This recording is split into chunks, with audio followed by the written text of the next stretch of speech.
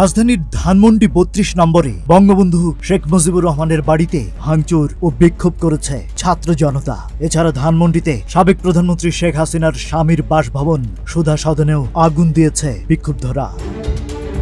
বুধবার ভার্চুয়াল এক অনুষ্ঠানে সাবেক প্রধানমন্ত্রী শেখ হাসিনার বক্তব্য দেয়াকে কেন্দ্র করে এই ঘটনা ঘটে।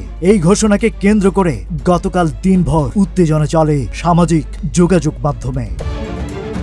বৈষম্য বিরোধী ছাত্র আন্দোলনে অংশ নেয়া ছাত্র জনতা ও অনলাইন অ্যাক্টিভিস্ট ফেসবুকে ধানমন্ডি ৩২ অভিমুখে বুলডোজার মিছিল এবং মার্চ টু ধানমন্ডি ৩২ কর্মসূচির ডাক দেন। আগের ঘোষণা অনুযায়ী বুধবার রাতে আওয়ামী লীগের ফেসবুক পেজে ভার্চুয়াল এক অনুষ্ঠানে বক্তব্য রাখেন দলটির সভাপতি শেখ হাসিনা।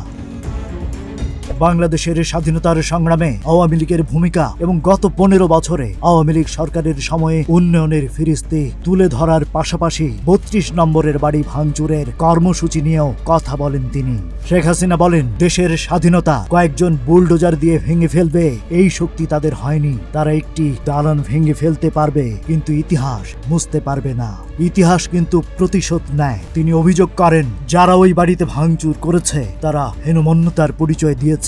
শেখ হাসিনা প্রশ্ন রেখেছেন, বাড়িটার কি অপরাধ? ওই বাড়িটাকে কেন এত ভয়? আমি দেশের মানুষের কাছে আজ বিচার চাই। বলেন আপনারা, আমি কি আপনাদের জন্য কিছুই করিনি? সাধারণ ছাত্রছাত্রীদের প্রতি কোনো রাগ বা অভিযোগ নেই মন্তব্য করে শেখ হাসিনা বলেন, কিন্তু যারাই ধ্বংস করেছে তারা তো খুনি হিসেবে চিহ্নিত হবে। সাবেক প্রধানমন্ত্রী বলেন, দেশের মানুষের কাছে আমার জিজ্ঞাসা, যারা হত্যাযজ্ঞ চালায়, যারা ধ্বংসযজ্ঞ চালায় তারা ফ্যাসিবাদী, না যারা মানুষকে উন্নত জীবন দেয় তারা ফ্যাসিবাদী? এটা দেশের জনগণই বিচার করবে।